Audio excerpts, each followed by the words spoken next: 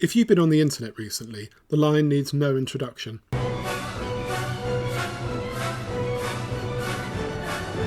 I think by now I've seen pretty much every type of reaction. People loved it, people hated it.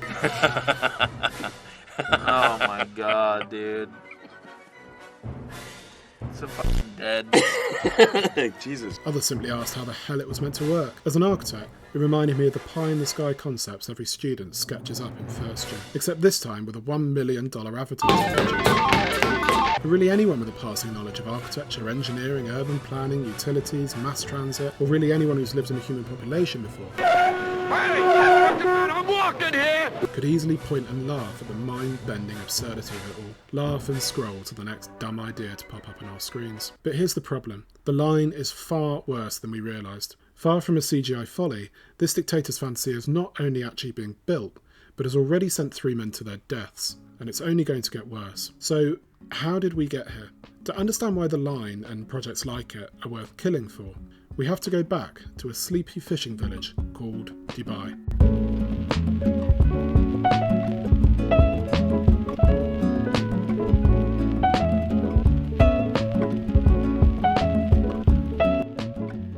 In just 40 years, Dubai has transformed itself into a cyberpunk vision of the future. And I mean cyberpunk in the fullest sense of the term. Strip away the neon and impossibly tall towers, and what you're left with is a dystopian slave state propped up by cheap oil and air conditioning. But ask someone to describe Dubai, and you probably won't be talking about confiscated passports. To most, Dubai is a collection of mega projects. The Burj Al Arab, the Palm, Burj Khalifa, the World Islands, and so on. Dubai is the largest collection of the strangest odds and ends of postmodern architectural surrealism on the planet. Every year for the past 30, the desert has been witness to one mega project after the other, each seemingly attempting to outdo its predecessor in size, glitz, and silhouette. One could simply dismiss this gimmick texture as a marketing ploy. Certainly most people visiting Dubai are doing so to see the famous skyline, not because they really like the idea of walking around in 50-degree heat and getting arrested for wearing shorts. But the reality is far more sinister than tourist visas. This mega project obsession is repeated world over in autocratic regimes, from Pyongyang to Ashgabat, and I don't see anyone accusing those places of being tourist hotspots. Even Britain's amateur autocrats try to get involved. A stunningly beautiful project. A new garden bridge. I don't know quite what the point of this thing is. But it's possibly never been better exemplified than with the line. So why do these regimes build this way? Are they just frustrated architects? Well, undeniably that's part of it. Give me $1 billion and you can bet I'm building some weird stuff. But I think it can be broken down more simply into 2 main reasons. The first is simple: to buy the loyalty of their fellow elites via exclusive access to building rights, and later profit from the services that result. As political scientist Jay Ufelder describes, they're also, and maybe more so, an important way for cronies to cash out their political capital. Elites offer their loyalty to the regime in exchange for privileged access to things like state-controlled loans, licenses, and construction tenders. Projects that come out of this can have some public benefit for sure, but at the same time, they're physical manifestations of this deeper political economy in which citizens aren't so much constituents or even customers, really, of the authoritarian regime as they are resources and potentially threats. Dubai is possibly the best example of converting resource capital into long-term brick-and-mortar investment. In 1990, oil sales accounted for 24% of Dubai's GDP. By 2004, that number had dropped to just 7%. Dubai, it seemed, had truly built its way out of trouble. Even a complete collapse of the oil industry would no longer threaten the established order. Commerce and commercialism would save the day. Now, I'm not an economist, I'm an architect, so I'm going to end the money talk there. But also, I just don't think that money is the final answer to this question. It explains the basic need to build, but it doesn't explain what is being built. Let's go back to Dubai. Dubai is no ordinary city. In fact, it can barely be called a city at all. Stand downtown and you'll have the impression of being at the centre of a great metropolis. But this is a lie. Walk from the centre of any other great city in the world and you'll find a cascading density of humanity.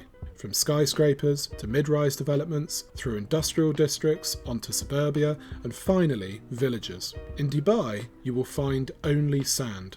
It's a skyline without a city. All bling, no basics. So why do autocratic regimes build this way? Why don't they just build sewer systems and high schools? Here we come to the second reason for building mega projects. That of political legitimacy.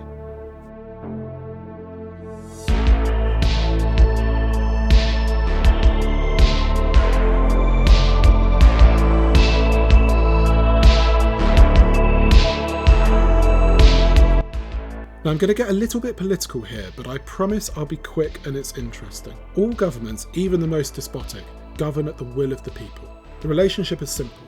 The regime is supposed to supply an improved standard of living, and in returns, citizens supply their loyalty to the regime. But these standards can be faked. The most basic form of fake legitimacy is to close your people off from all outside influence, create a narrative of a great enemy, and pump 24-hour propaganda at them about how great your nation is. The clearest example of this is North Korea. But what if you can't be a hermit nation? What if your economy is explicitly based on opening your country up to sell resources to the rest of the world? The solution is to speed run any percent your way to legitimacy. Skip all the unglamorous public work projects, generational development, literacy rates, etc., and go straight to the high skylines, botanical gardens, and mega infrastructures of the cities who have already made it. Dictators build mega projects not because they're frustrated architects, but to explicitly manufacture performance legitimacy and prolong their grip on power. In crude terms, mega projects are the Viagra of impotent dictators, all show, no substance. In the absence of true wealth sharing, community infrastructure and civil rights, dictators can quickly build a giant glittering metal penis in the desert and claim political legitimacy. An unavoidable, physical, marketable display of power. Speaking of dicks, it's time to talk about Mohammed bin Salman. You might know bin Salman from his other greatest hits, such as the murder of Saudi journalist Jamal Khashoggi and the ongoing war crimes in Yemen. Well, our boy's been busy. All good princes require a project, and bin Salman's is the 2030 Vision Plan. This is essentially an attempt to repeat Dubai's success in diversifying away from hydrocarbons. The royal family can see the writing on the wall, and once the supply or demand for black gold drops below its current rate, they will be left high and dry. The line is just one of a number of projects under this plan, each seemingly defying the last to be the most ridiculous thing ever put in a marketing brochure. But here, unfortunately, is where autocratic ambition hits real-world consequences, where this stops being a game and affects real people's lives. The line is ridiculous for all the reasons we've outlined so far. It's a marketing ploy to prop up dictatorships, it's driven by suicidal consumerism, and is completely devoid of logic. But in all that amusement, we've forgotten the key issue with this mega project, the thing that takes up the other 99% of the marketing posters: the desert and the people who live in it.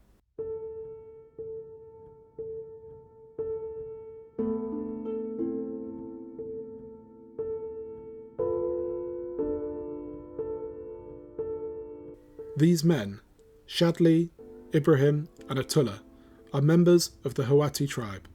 On the 2nd of October 2022, they were sentenced to death.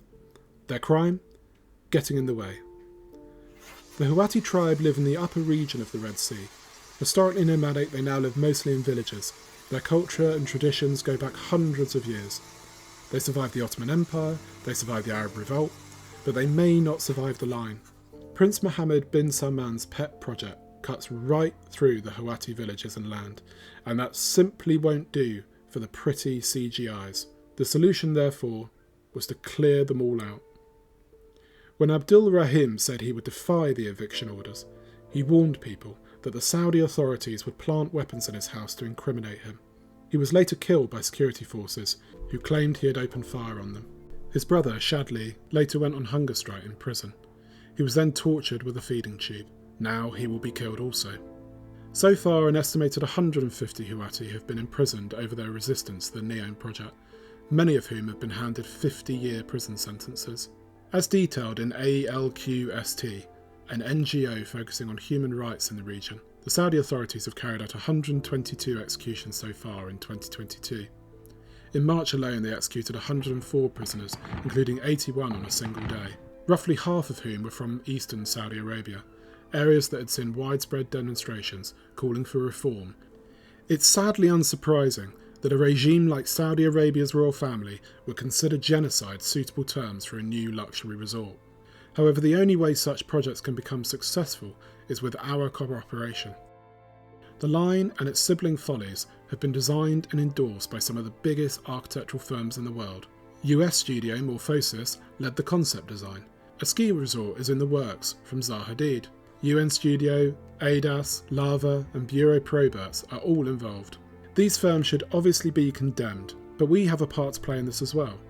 I began this video by talking about my initial reaction to the line: laughter. That might be seen as a negative reaction, but it's actually a key part of the marketing strategy for these projects. There's no such thing as bad publicity after all. And the longer we keep thinking of projects like these as quirky social media conversation pieces, the longer they get away with it. So maybe it's time to draw a line in the sand, and next time look beyond the CGIs to the people just out of frame.